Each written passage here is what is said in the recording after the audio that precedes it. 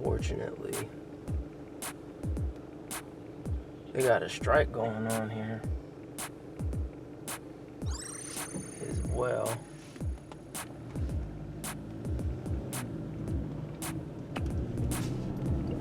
People always got something to say about something, so.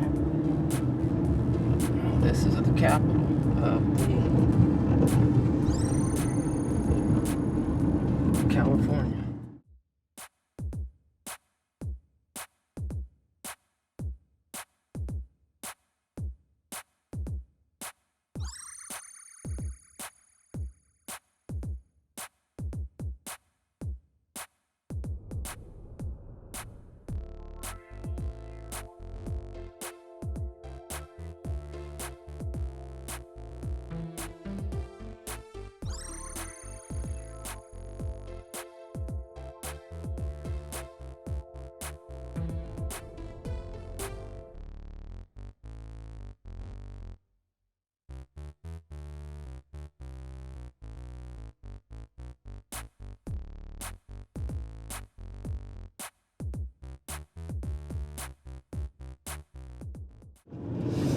Alright, so we're on our way to the city clerk's office to Serve a summons. Oops. I don't know what that is, but we'll just pretend It's like telling me we didn't hear I need to anything. put my seatbelt on, which you should do Warning, before you warning, start warning. driving, everybody. Yes, safety first. Yes, okay. Safety first. Okay, so going to drop off the paperwork to the city clerk, and so who are we summoning? Is that the correct terminology? We are filing summons. This, again, is my case against the city of Sacramento regarding discriminatory hiring practices and theft of intellectual property. And we will be serving summons to City Manager Howard Chan. He's the lead executive for the city, as city managers usually are, unless you have a strong mayor, which we don't. And No, we don't have a strong mayor. no. And non-strong mayor Daryl Steinberg is also getting a summons. So what do you mean by strong mayor? You're not talking about physically strong. You're actually just talking about, isn't that like a legal term to have a strong mayor? It is a legal term, and I don't know if you'll remember back during the 2020 elections, he was, put in a proposition to become a strong mayor, which the city had to vote on, and the city voted against it. With a strong mayor, it would give him more power to be able to make decisions without, full consensus of the city council. Currently, the way that the city council is set up, his vote only, counts as one vote. He's basically has the same amount of power as a city council member. And had he become a strong mayor, he'd be able to sign off on things without, like I say, getting a full consensus. An example of a strong mayor is the city of San Francisco, and you see what happened there. So, just real quick, we just passed the area underneath that bridge that normally has a lot of transients, and it's basically an encampment back there. Surprisingly so, it was cleaned up. There aren't any transients there right now, homeless individuals. So I don't know where they went. Hopefully everybody is okay. Most likely they will be back, because that's usually the pattern. That's usually the pattern. I don't know if you remember the last time we were doing this, which was on October the 10th, when I originally filed the lawsuit paperwork. There were transients under there, but it had just been cleaned out, and they came back like 2 days later. It's been cleaned a little bit longer, and I think it might have something to do with the lawsuit that the district attorney filed against the city regarding the homelessness. So we haven't seen them come back yet. This is the longest I've seen the encampment stay clear. Gotcha. Well, that's good. But once again, we have no idea where these individuals have gone. Hopefully, they are in some type of shelter. Because I know we did it in the news, and we talked about the Prime Minister for China coming to San Francisco, and I guess they cleaned up some parts of San Francisco to make it look like as if San Francisco doesn't have a homeless problem. Right, like you don't see the news. Yeah, so... Yeah, it's just a Band-Aid solution, cleaning up these encampments. You're right, they usually come back within days. Yeah. So we're on our way, I think we're headed, the city clerk is near the jail that we're going to. 915 I Street, the City Hall. City Hall. Yes, going to the City Hall. And so, Kim, so after, we put in this summons, did they give you, or whoever you spoke to at the self-help center, did they give you indication about how long it would take to hear back from anyone? Or is this when you're supposed to get your court date, or what happens? Do you know? The city has 30 days to respond from receiving my summons, and we'll see what they respond. But once you do this serving at the city clerk's office, then that will begin the discovery phase, where I'll start pulling together my documents, my evidence, Exhibit A, B, C, D, and E. Gotcha. Yeah, so that's how the process goes. So once we drop these off, then they've got 30 days to respond. If they don't respond in 30 days, then, the self-help center will tell me what I need to do to proceed at that time. Gotcha. So what is today, the 17th? So by is the 17th. December 17th, we should have a response. All right. And once again, I know people probably know who've looked at the previous video, but I think it's always good to reiterate, exactly why. So I know you mentioned, theft of intellectual property, but exactly what was that again? Well, it stems from a grant application that the city put out to creatives. As you know, I'm in the film and creative media. So I put together a grant application stating that we needed a city-sanctioned film office, to support local filmmakers, give them grant applications, streamline the permitting process, which was really quite cumbersome.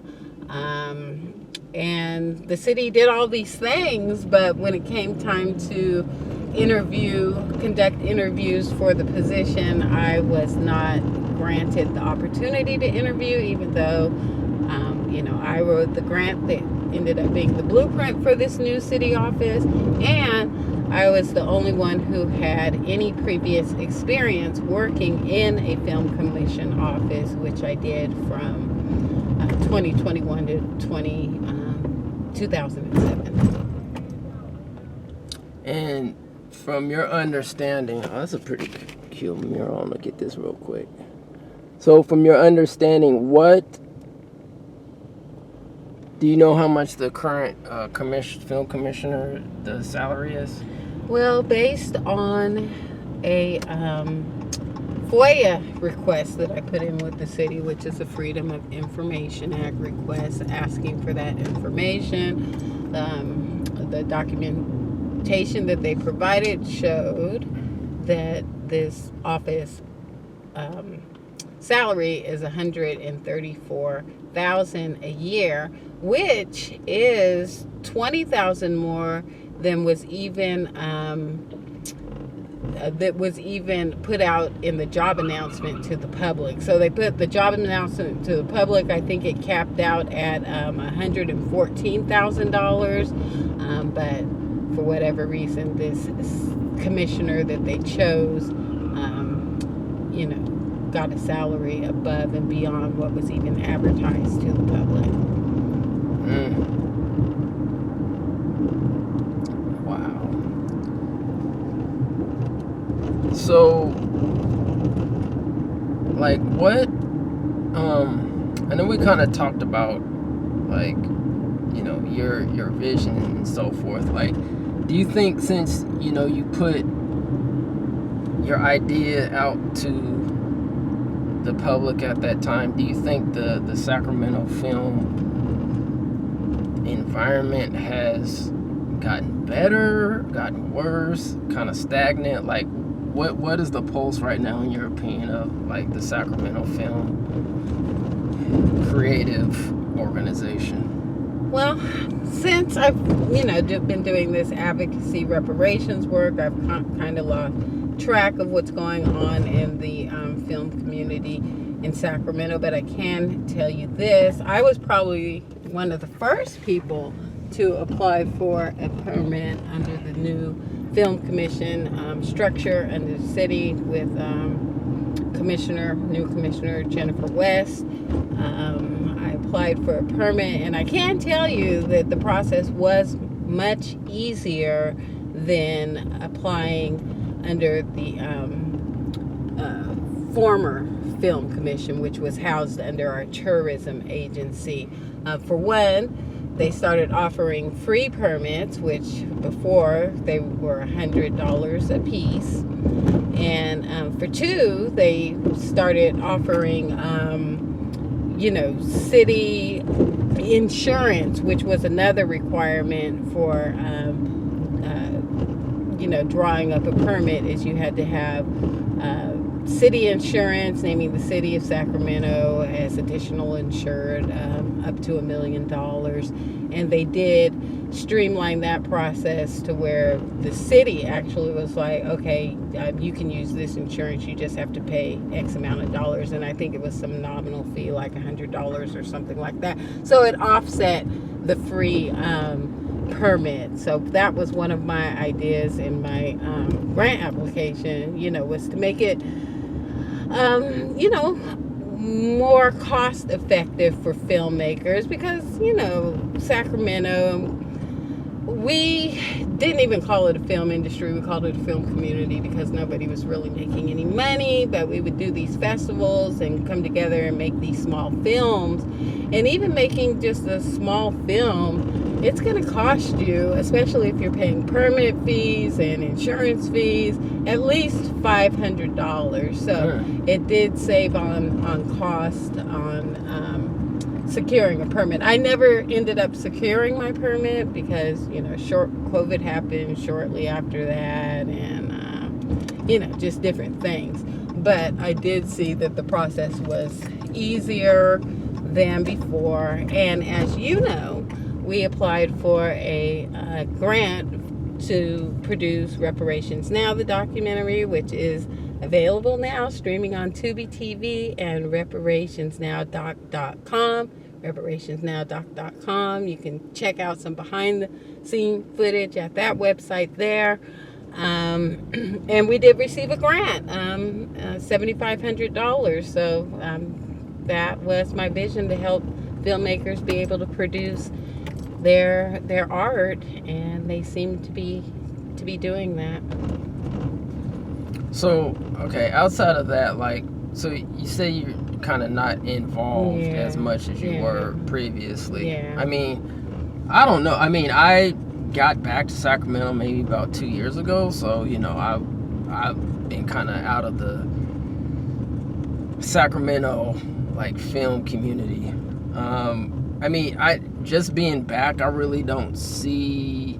I'm sure there's independent shoots and so forth, but as far as like, anything major here, I really don't see a lot of emphasis or anything like that when it comes to the film creative.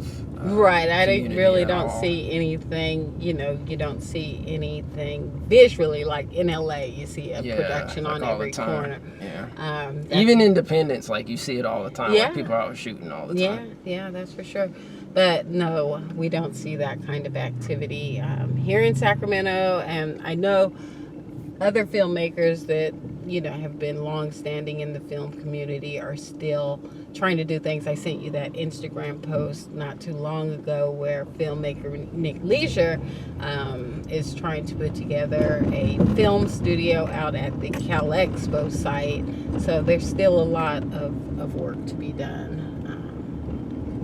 if we're going to be a viable film industry out here in Sacramento.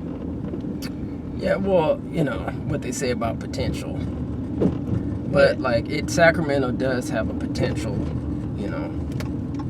to, be a Sacramento film hub. Yeah. Strike.